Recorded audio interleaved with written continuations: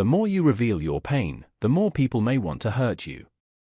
Although it does not always happen, it is common for some people to take pleasure in seeing you suffer or even contribute to it happening or worsening. This behavior of sadism and envy unfortunately is present in many and can indeed hinder your personal growth in various fields of life, be it at work, in a circle of friends, or even in the family. Therefore, learning not to show your weak points can end up becoming your strong point. Imagine as a tree in the midst of a storm, the leaves may flutter and the branches may sway, but the trunk remains solid, deeply rooted in the earth. This is the portrait of silent resilience that we are going to teach here. We will talk about how you can be even stronger if you show that you are not easily affected by external and internal issues, where each challenge teaches you to be like the tree. By acting as if nothing bothers you, you are not denying the storm but choosing not to let the rain soak you and the wind knock you down. You will learn to be the master of your own fate, firm, strong, and serene in a sea of chaos. In this video, we will talk about 18 Stoic principles of Epictetus, a great and renowned philosopher you have probably already heard of. In addition, I invite you to self-knowledge, where strength does not come from the noise of thunder but from the silence of the light that illuminates the path. Therefore, in Principle 1, listen in the next few minutes, focus on the content and not on distractions. Let's go. Principle number 1, listen twice as much as you speak. Have you ever thought about why nature gave us 2 ears but only 1 mouth? According to Epictetus, there is no error or coincidence in this, but rather a clear purpose behind this reality, not to fall in love with our voice as much as we are called to fall in love with the voice of others. It is by learning from others that we advance in life, not by repeating our own speech over and over again. So from today, start paying more attention to what people around you say and less to what you have been upholding until now. Principle number 2, always expect the worst. One of the biggest causes of anxiety and its devastating consequences is believing that unfavorable circumstances are waiting for us in the future. We fear that our children will abandon their studies, that we will be fired from work, that our spouse will confess to us that they have been having an affair with someone else and ask us for a divorce, or that something else bad will happen to us, such as going bankrupt. The problem is that one day we fear one of these problems, and the next day another, and another. The path of life, in addition to reserving good and happy parts for us, also reserves a handful of problems that are inevitable. Therefore, we live in permanent stress caused by different stimuli each day. And this is where Epictetus comes into the picture, since his proposal is as drastic as it is effective. He says, think that all these things you fear so much have already happened. So what could be worse? In this way, your spirit will develop coping strategies to move forward with your head held high. Principle number 3, prepare to fail because it is the only way to progress. We do the impossible so that we are not considered fools, but Epictetus has another view on this. According to his philosophy, one of the best things that can happen to you is to be considered such, as this is the way for you to really improve professionally and personally as well. The Stoic philosopher reminds us that overcoming is not the product of a spontaneous reaction, but rather the result of a long path of trial and error. Principle number 4, be aware of the dangers of fortune. This wealth that we desire brings with it a stigma from which few people can free themselves. And it's not just about the people who will emerge from nowhere to benefit from our fortune by pretending a friendship they don't feel for us. Money has the ability to transform people, and not necessarily for the better. Once we are possessors of this highly coveted resource, we come to have something that until then we did not know we had, and it is from that moment that our spirit may begin to poison itself in the face of the loss of moral values. Principle number 5, do not cling to a single hope.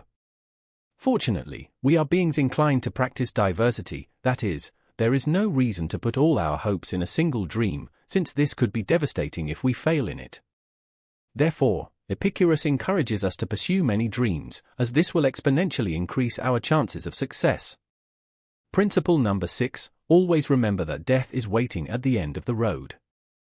This is not advice that calls us to pessimism, but to be aware that death is the final destination of all our actions and especially our efforts. Once we have this in mind, perhaps we will start to evaluate to what extent it is worth spending 20 years of our limited life saving to pay for a house that, as much as it weighs on us, we will not be able to take with us wherever we go. Once death visits us, just as we carry in our bag those objects that we consider indispensable for our daily life, such as the phone, credit cards, and our toothbrush, it would greatly benefit us to carry a small notebook with these Stoic principles. Thanks to them, we will no longer see setbacks as misfortunes nor life as internal time we have at our disposal, but we will acquire a more realistic view of our existence and certainly make better use of our time of life. Principle number 7. True wealth lies in a contented spirit. Due to Stoicism, Epicurus had his particular conception of happiness, and we can know it through one of his famous phrases: "A wise man is one who does not fret over the things he does not have, but rejoices in those he does have." This reflection is more than a thought, it is advice to learn to stop feeling afflicted by those riches that are not yet part of our life. Because while we allow ourselves to complain and mourn for what we lack, we lose valuable minutes of happiness in which we could thank for everything we have achieved so far, which is much more than our eyes are trained to appreciate. Thus, a rich person is above all a happy person. Principle number 8. Incorporate humility into your life. If you really want to learn something, it is essential that a person learns what they believe they already know. Through this phrase, Epicurus calls us to make use of our humility, especially in the realm of learning. Going through life boasting of the pride of knowledge distances us more and more from the authentic knowledge that arises from the conviction that we are completely ignorant about what we intend to learn. In this way, we will look at everything through the eyes of a child, which harbor as much capacity for wonder as they do a desire to learn. Principle number 9. Guilt is synonymous with plague. Narrow-minded people blame others. Ordinary people blame themselves. But the wise see all guilt as foolishness. Thanks to this phrase from Epicurus, therapists nowadays have begun to approach guilt as a feeling to be eradicated from our lives. The only way to win the competition against guilt is to refuse to play with it. The problem is that it results in an easy path, since by blaming others or ourselves, we completely absolve ourselves of the responsibility to correct the mistake. Therefore, resorting to it is a temptation that is hard to escape. Only those people driven by a firm determination to overcome are capable of avoiding guilt and still manage to take responsibility for their actions. Principle number 10. Make alliances with winning people. It's curious how when someone sneezes next to us, we immediately move away, invaded by the fear that they will infect us. However, we are not so cautious to avoid one of the most lethal contagions we are exposed to daily. Epicurus left us a wise piece of advice about this: surround ourselves with people who make us want to give our best, because people's behavior greatly influences our state of mind. There are people who drain our energy and ruin our day, while others leave us full of joy and vigor. Therefore, one of the smartest decisions we can make is to ally ourselves with those who bring good vibes into our lives, while we say goodbye to those who have the ability to make us regret being born. Principle number 11. Never forget that your reactions forge your destiny. We should not take our reactions lightly, as they definitely mark our success or our failure. And Epicurus was very categorical about this. He taught us that we do not have the possibility to choose what happens, but how to manage it. Misfortune can fall upon any of us, but it is what we do from its arrival that will mark the difference. For some people, a divorce means entering the world of depression and victimization. In contrast, for Epicurus, it is a golden opportunity to start on the path of self-knowledge. Remember that your life is not what happens to you, but what you do with it. Principle number 12. Always fulfill your duty.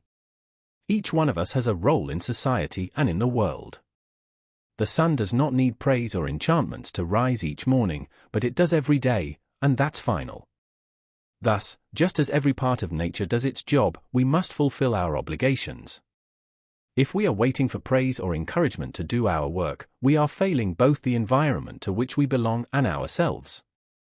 If we know what our task is and are aware that other people depend on it, it is our moral duty to carry it out without waiting for anyone to remind us. Principle number 13. Do not hate those who hate you, simply ignore them. You are much bigger and completely superior to the one who criticizes, despises, and discriminates against you.